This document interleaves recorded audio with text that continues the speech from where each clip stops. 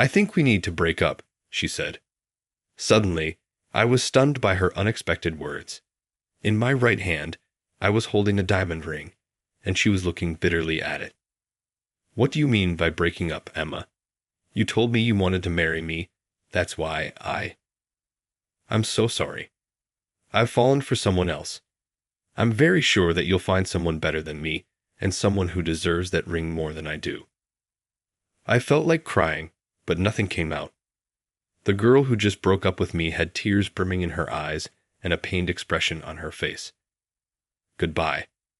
Her voice echoed into the distance. The alarm on my phone went off, and I woke up feeling tired. My name is Ryan. I got fired from my job last week. Lately, I keep having this dream, a dream where an old girlfriend of mine breaks up with me. It's been 10 years since that actually happened, and I thought I had moved on. Why now, all of a sudden? Maybe it's because the fact that I was fired last week still hurts. When something bad happens, unpleasant memories come flooding back. Seriously, I can't believe there still are some companies that prohibit employees from working a second job. It was my fault, but anyway, that was why I got fired, for doing another job. But that was something I had to do, as it was like a passion for me. Well, what do you do? I went to a few employment agencies to sign up. After that, since I had some time in the afternoon, I went to my favorite cafe to eat pancakes and thought about a present for my girlfriend. Of course, not for the girl from the dream. Fortunately, I've been blessed with a new girlfriend, and we've been together for just over 3 years. Unlike when I was with Emma, this time, I already got an answer to my proposal. I didn't want to be dumped at the very last minute like before. I noticed there was a new text message on my phone. I'll help you with the preparations tomorrow. I'll be there by 9:00 a.m. Love you. Reading the message, I smiled, remembering what my plan was for the next day. Okay, can't wait to see you. Love you too. I replied to the message, pulling myself together. The next day was her birthday, and also the day of my first solo exhibition. I rented space at an art gallery in a shopping district to display the jewelry I made. I started making jewelry in college as a way to relieve stress, but I never expected it would reach the level where I could sell them online. Then that online business page was discovered by a colleague, and that was how my boss found out about my second job. Even though I lost my main job, I was making a decent income from my jewelry business, so I wasn't worried at all. I just never thought about making it my main job, but this exhibition might be a good opportunity to seriously consider that. With that thought, I felt even more motivated. The next day, when I arrived at the gallery, Sarah was already there discussing with the person in charge and preparing for my exhibition. Ryan, you're late. Sorry, Sarah. I overslept a bit. I thought you were a morning person, Sarah said, her surprise making me feel guilty. I couldn't possibly tell her that I overslept because I had a dream about Emma. Just got lost in thought and stayed up late last night. Are you still worried about being fired? Yes, something like that. Don't worry about it. It is what it is. Now you can openly do what you love. To cheer me up, Sarah smiled warmly. For a moment, her smile reminded me of Emma, which made me feel uneasy. This ring is really pretty. Suddenly, while arranging the display items, Sarah spoke up. Following her gaze, I saw her looking at a diamond ring prominently displayed on the shelf. That ring brought back the painful memories of the past. That was the first ring I ever made. Then she said, I think we should break up. I was rendered stunned by her abrupt and unexpected statements. Her eyes were bitter as she stared at the diamond ring I was holding in my right hand. What do you mean by separating, Emma? You said you wanted to marry me, so that's why I'm really sorry. I have another person in my heart. I'm very sure you'll find someone better than me, and they deserve that ring more than I do. Though I wanted to cry, I held back. The girl who had just broken up with me had tears in her eyes and a sorrowful expression on her face. Goodbye. Her voice was audible on the other end. When the alarm on my phone went off, I woke up tired. My name is Ryan. My job ended suddenly last week. Recently, I've been dreaming that I broke up with my ex-girlfriend. That was actually 10 years ago, and by then I thought I had moved on. Why suddenly and why now? Maybe because I'm still in pain from getting fired a week ago. Unwanted memories come flooding back after a bad experience. I find it incredible that some companies still prohibit their staff members from working 2 jobs. I was fired for doing another job, even though it was my fault. I had to do it, though, since it was something I felt passionate about. So, what is the next step? I registered with a few different job agencies. After that, I had some free time in the afternoon, so I went to my favorite cafe to eat pancakes and consider what to get my girlfriend. Obviously not for the girl in the dream. I've been lucky enough to discover someone new, and we've been dating for a little over 3 years now. Unlike when I was with Emma, I've had a reaction to my proposal already this time. I didn't want to be abruptly dumped like I did before. I saw there was a recent text message on my phone. I'll help you prepare for tomorrow. I will be here at 9:00 a.m. I treasure you. I smiled, remembered my plans for the next day, and read the note. Okay, it's great to see you. Once I composed myself, I murmured, love you too. The following day was her birthday and my first solo exhibition. I reserved space at a mall art gallery to display the jewelry I made.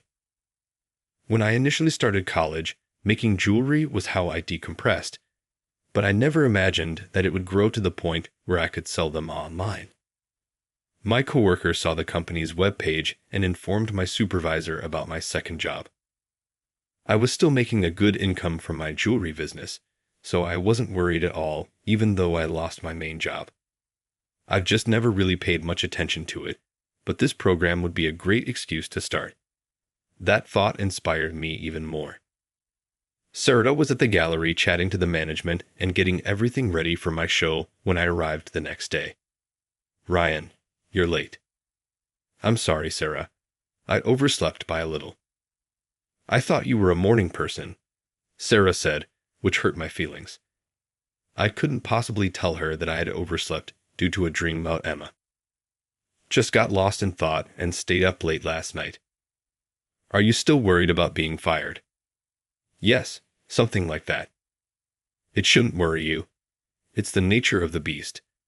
Now you are free to follow your desires. Sarah smiled warmly at me to lift my spirits. Her smile made me think briefly of Emma, and that made me uncomfortable. This ring is really pretty. As Sarah was arranging the display items, she spoke up out of the blue. She was looking closely at a diamond ring that was tastefully displayed on the shelf when I followed her gaze. With that ring came the painful memories of the past. That was the first ring I ever made. Emma's father lowered his eyes without taking a sip of his coffee when it arrived. Emma died a few days ago. I was unable to understand his statements and was left in complete amazement. Sarah, who was seated beside me, opened her eyes wide as well, as if she was speechless. What are you trying to say? How is Emma doing? When I did eventually manage to speak, my voice quivered. She suffered from a fatal sickness. It began a decade ago. The doctor informed her that she wouldn't have much time left to live as the disease was already advanced when it was found. She broke up with you for that reason. She was lying about falling in love with someone else. I had no idea Sarah would be seeing you. Ryan, did Emma suffer all this time and decide to end our relationship to keep me out of her medical battle? Suddenly making sense of it, I remembered the anguished look on her face as she said me bye. Even so, it didn't feel genuine. Stunned, Sarah next to me started speaking slowly. I was aware of Emma's illness, but I had no idea it was so severe that she had died. Though first given only 6 months to live, she battled for 10 years. Sarah, it appears that you were unaware of the news that we had shared with your parents. Sarah cried silently, and I, along with Emma's father, pondered about her in silence. Sarah's weeping stopped after approximately 5 minutes of stillness, at which point I said to her, "So, are you related to Emma?" "We are cousins. Yes. Due to her health issues and the distance between our residences, I haven't been able to see her recently. But when we were younger, we were practically sisters. I see why you looked a little bit like Emma." "Do you believe that?" "Our family members also frequently mention that." Indeed, they shared a similar appearance. Emma told me about her ex-boyfriend, with whom she was still in love, a while back. He crafted a ring just for her, but due to her illness, they had to end their relationship before she could receive the ring. "You never seemed like that to me." "Honey, I was just wondering whether that ring looked like the one Emma told me about when I saw it earlier." Perhaps as Sarah stared at the ring, she sensed something. When Emma's father gave me a regretful look, I thought to myself, "I came here today to ask you if I could borrow that ring to put in Emma's coffin." He showed me my exhibition flyer. "Emma thought about you nonstop. She stalked you on social media and even made covert purchases of your jewelry using a friend's identity. She asked me to place the ring in her coffin after she passed away after crying when she saw a picture of it on this flyer. How come Emma didn't tell me?" It meant a lot to me to hear her father express her actual feelings, and I now knew why she had to end our relationship. But at the same time, I was overcome with guilt when I considered how Emma had suffered all those years on her own without my knowledge. My tears started to fall freely when Sarah's eventually stopped. "Emma's funeral is when?" "It's slated for tomorrow," he answered. "For that reason, may I ask?" "I realize this is a lot to ask, but I would like to purchase the ring from you.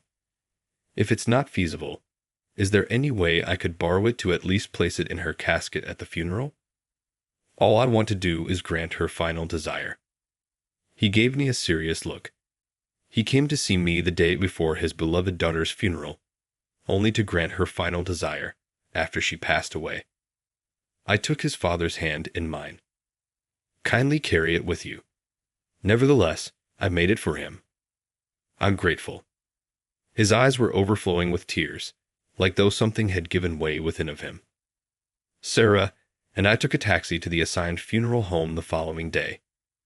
I wonder if this ring will make Emma happy. Naturally, she will be. Sarah grasped my hand and gave me a supportive squeeze while I expressed my doubts. The small case holding the ring was in the inside pocket of my suit. Emma was going to get it from me. I held Emma's hand tightly as I saw her again after a decade apart. It's been a long time. Emma remained silent as she lay in the casket. Her face remained the same since I departed, but her body had grown weak and emaciated. The lasts are, "Today, I brought you a ring. I apologize for the delay. Please don't cry. This ring will be by your side to protect you from now on." The diamond within the ring case shone brilliantly as I carefully opened it. I removed it from the case and set it inside the casket. Emma's father had arranged with the funeral home to have the ring placed in the casket with the understanding that it would be taken out shortly after, even though it didn't seem like it could be cremated with her. Following the funeral, everything went according to plan, and I had one more chance to say goodbye to Emma. Jess, Emma is truly gone. We'll never see her again. Sarah was Emma's relative, so she would be there at the cremation, but I was going to order a taxi and get out. I went to the taxi booth with Sarah. "Are you certain you won't stick around to the very end?" "I have to go home. I already said goodbye to Emma." "I have to do something right now." "In what way can you visit my home tomorrow?" "I have something I would want to give you." At my words, she smiled sweetly, if a little uncomfortably. "Sure, I'd be delighted to. I've been working on a ring for Sarah in my home workshop. My original intention was to complete it the evening of the event and present it to her today. To be clear, though, I believe you are aware that I have been crafting a ring specifically for you, and I did not consider you at all during the process." I was a little embarrassed to say it aloud. She didn't hide her happiness and gripped my hand tightly till the taxi arrived, whether or not she knew what was going through my mind. Outside the window, the view grew farther away as the taxi pulled away. Emma. Goodbye. I wondered if she'd gone gently to heaven. I was worried for a second, but then I knew she was okay. It was Emma's lovely smile that I finally remembered, not the dejected one from my dreams. As I looked up at the clear sky overhead and the rising smoke from the cremation,